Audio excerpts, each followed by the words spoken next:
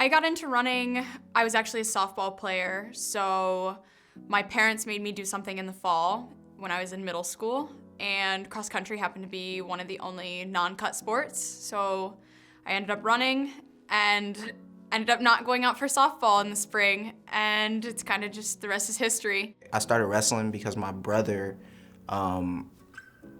was doing it, and so I thought it would be cool. And I actually thought it was like some WWE stuff, but it wasn't. I was always trying out different sports and everything, and I played basketball for a long time, but I realized I wasn't very good at basketball. I was just fast on the court.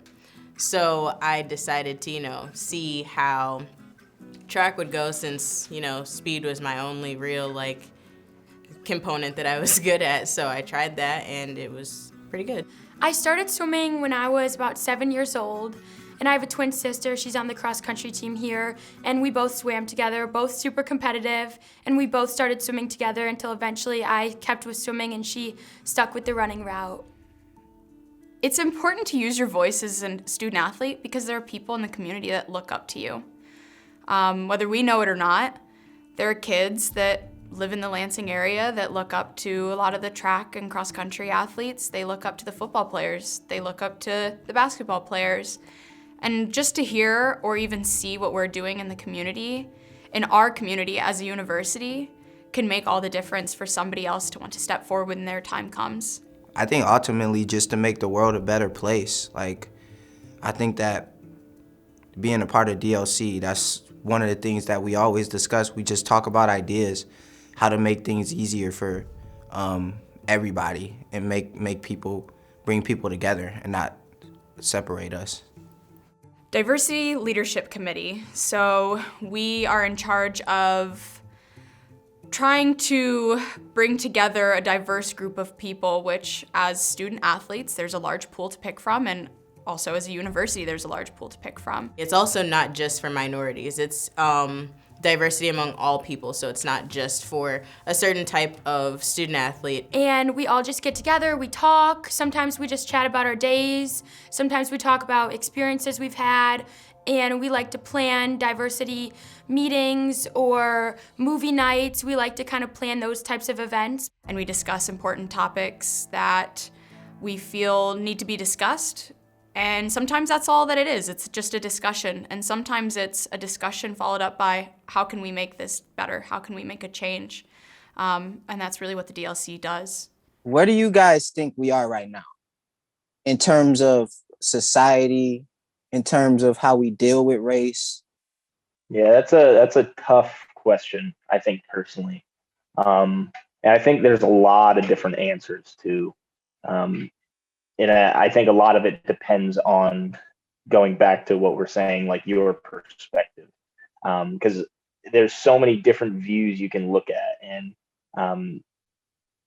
a lot of them are like, "Hey, we're really good. We're pushing for a lot of change," and then there's others where it's like, we're stagnant, not really moving at all. It's still just as much of a problem as it was, 50, 60, 70 years ago.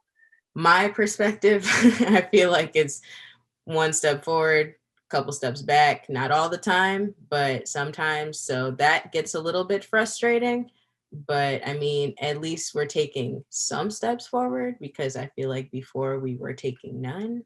I still don't think in society we're allowed to still get to fully express ourselves. And, for example, I guess, maybe if I was seen playing rap music, I think just a stereotype would just be me being a gangster or just, a thug. But I think after those kind of disappear, then we'll start seeing change. Getting involved with the DLC, I think, is extremely important because I saw that it was giving minorities a voice, or minority student athletes in particular, a voice to kind of talk about things that they're passionate in and what they go through. And I saw how open and receptive people were to either hearing what other student athletes go through, or, how comfortable student athletes became in sharing their stories. And that was something that really stuck out to me, because sometimes that's not very easy to do. Yeah, it's difficult, but I think it's extremely important. And the fact that DLC gives people the space to do that, I think there's people who are there's some people who aren't willing to do it, but the important thing is to get the people who are willing to do it to come out and speak. And people are still going through a lot of hardships. So just knowing that and listening to other people's stories is the first step.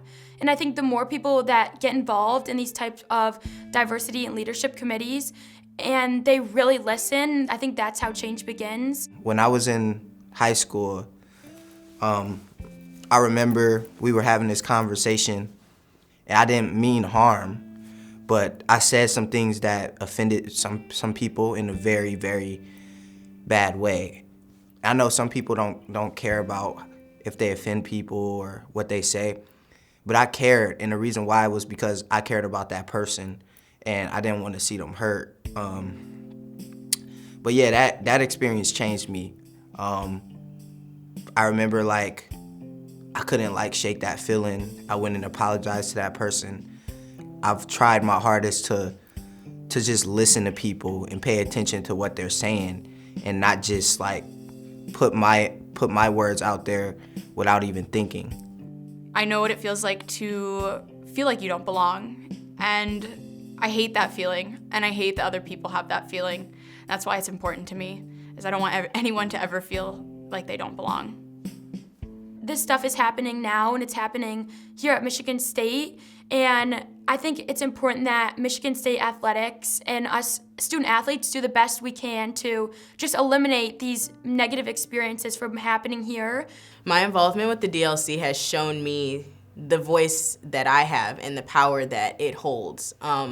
My freshman year, when I first started out, I kind of was in the background and I didn't really say much. I was a very quiet individual, but now I am not one to hesitate when it comes to issues, especially issues that I'm very, very passionate about. And the DLC has just kind of helped give me a platform and shown me that my voice really does matter and what I have to say does matter. Being able to speak up and say how I feel as an athlete allows me to grow as a person and learn how to reach people in ways that I didn't think of. You know, just like when I wrestle with my teammates, we make each other better just from wrestling each other, and that makes me feel good because I know I made somebody better that day. I didn't just make myself better. I think it's extremely important to get to a point where everybody is kind of comfortable sharing what they're going through, because I think that all voices are valid, all experiences are valid, and sometimes we walk on eggshells when it comes to certain situations, and I just think that if we can get to a point where everybody is able to express who they really are and not have to hide or shy away from different aspects, then that'll just make everything so much better. I think the goal with the DLC is just to build a sense of community. We know that change isn't going to happen overnight, but if we can get people to come to a meeting and discuss things that are bothering them, because they might not always have an outlet, is really what the goal is to make sure that everybody is feeling safe and comfortable and that they have a safe space to go and talk to people about things that might be difficult to talk about. I think we obviously have other goals in mind, that we want to change certain aspects about the university and the athletic department, but baby steps.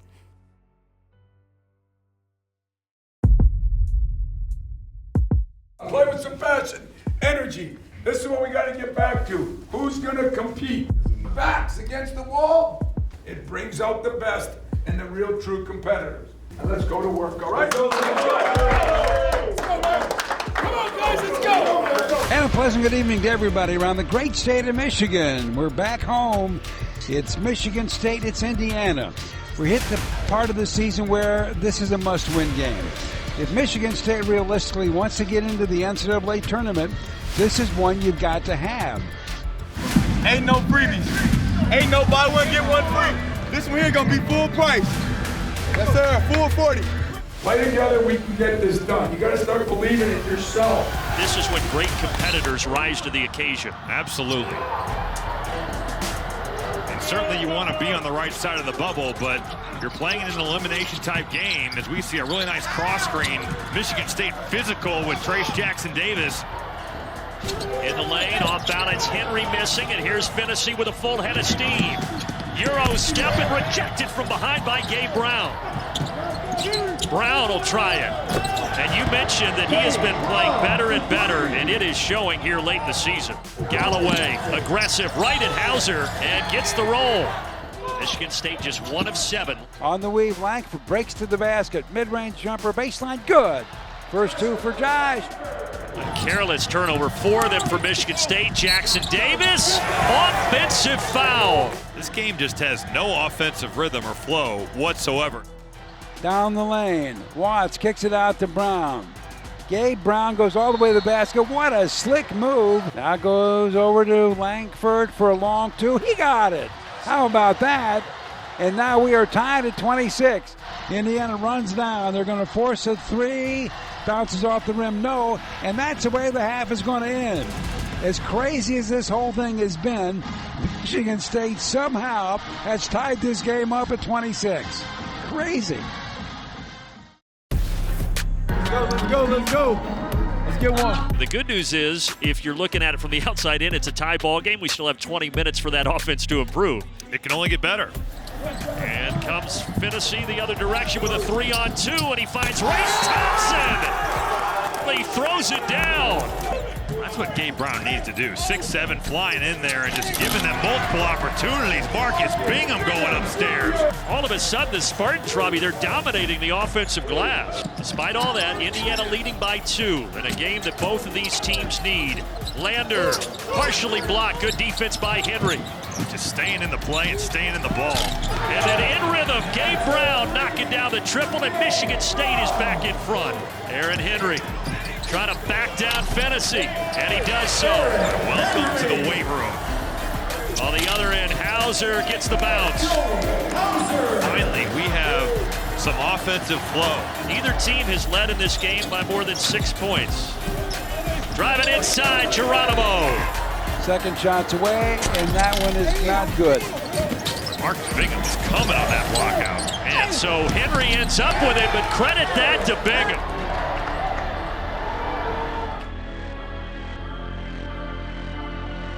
At the end of the day, big-time players step up and make big-time plays, and that's Aaron Henry doing it right there on both ends of the floor. And Aaron Henry has taken over. 1-point game, Henry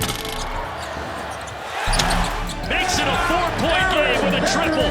It's Aaron Henry time. Driving by Thompson, stops, puts it up. 10 straight points for Aaron Henry. Aaron Henry is putting on a clinic to end this game. Michigan State's largest lead, Indiana. They need some offense in a hurry. Out to Durham, he's had a quiet night, hasn't made a shot, and it's rejected. Bingham blocks it. Precious seconds ticking away as now the Spartans in the driver's seat big time, and Archie Miller feeling this one slip away. And they're turning it on at the right time as they have now won 4 out of 5, and they get a very key victory here tonight over Indiana to sweep the season series.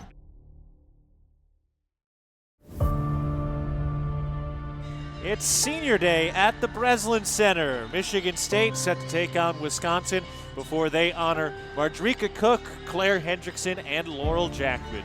It's the final game of the regular season for Michigan State before the Big Ten tournament kicks off, and then hopefully an NCAA tournament bid. But before you can get to Selection Monday, Michigan State first has to take care of business against this Wisconsin team. Now, this is a very important game for Michigan State's resume. For now, the Spartans are on the bubble, but one of the last 4 teams in to the NCAA tournament. Michigan State gets the first possession of the day. Claire Hendrickson from the right wing buries the 3. Claire Hendrickson on senior day puts in the 3 ball. Claire Hendrickson gets the bench up and hopping around.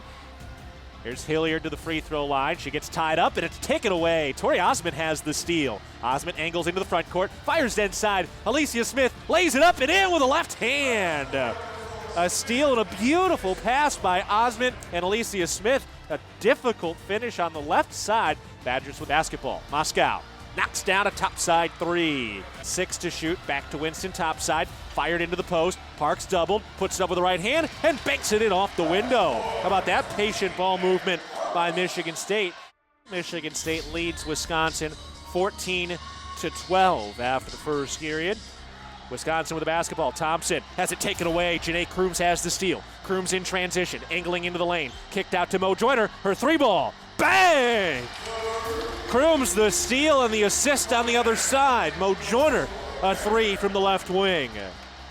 Wisconsin has the rebound. Papisha Lova out ahead to Hilliard on the drive to the cup. Lays it up and in with the left hand. First bucket for Sydney Hilliard. Here's Mo Joyner on the right wing. Given to Crooms. She works into the lane, going to the cup, puts it up with the right hand and in. How about a little hesitation by Janae Crooms in the air just underneath the cup, and she's able to spin it off the window with the right hand. Clouden comes right around the screen to the right block, cut off on the baseline, sends it out to the top. Winston, catch and shoot three, ring it up. Eliza Winston, a topside three. Got the dime from Nia Clouden. Around to the left wing for Clouden, doubled. Gets rid of it to Cook. Her three is good! Mardrika Cook for three from the left wing. On senior day, Mardrika Cook puts it home. Has to back it out. Skip pass to Winston. Her right corner three.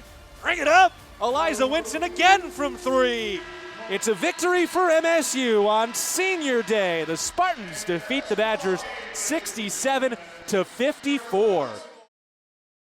So Mardrika Cook coming off the floor at the Breslin Center for the final time. And what a resilient career for Mardrika Cook. And now Laurel Jackman's turn with a chance to kiss the Spartan helmet. Got the start today. Laurel Jackman, a pillar of this program, transferred over from Saginaw Valley State University. But now it's Claire Hendrickson's opportunity for Michigan State, another real pillar of the Michigan State program. Claire Hendrickson, the kiss of the Spartan helmet, up on her feet. It's a victory for MSU on senior day. The Spartans defeat the Badgers 67-54. I couldn't be prouder of these guys. I think you can see each one of them has had a different story. And so if you don't mind, I'm gonna talk about this little human right here. Come here, Lolo. I've coached a long time, 27 years as a head coach. And I've been around a lot of amazing kids. And I heard a lot of people say the same thing about you. And I'm so proud to have you part of the Spartan Nation. I can't thank you enough, Lo. You are amazing, grateful, kind, generous, and one of the best teammates and people I've had in this program in a long time. So bless you and thank you. Ladies and gentlemen, please give another round of applause for this one.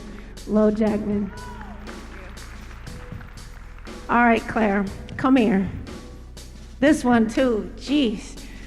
You know, life's gonna throw a lot of things at you. And how you handle those things and the character that you show. I mean, this one has a heart of a champion. But the other thing I will tell you about Claire, she never gave up either. And that's part of life.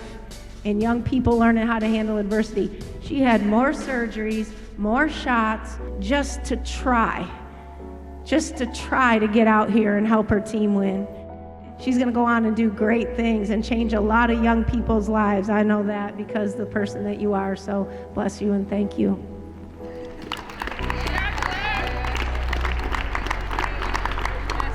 All right, Mardrika. I'm gonna start crying already. Okay, this one's hard. I've never seen anything like it. The fact she's even out here playing is a dang miracle. I know she thanked the doctors, but Dreek, really, it's all about you.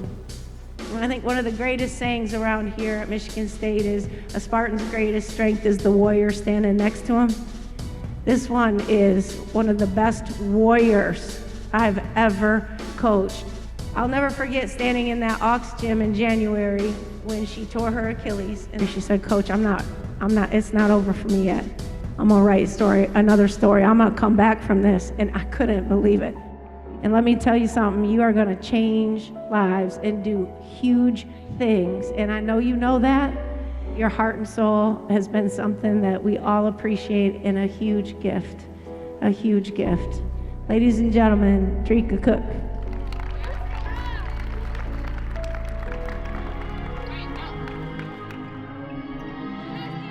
Spartan fans, let's give one more round of applause for your 2021 Michigan State Spartan seniors, Laurel Jackman, Claire Hendrickson, and Mardrika Cook.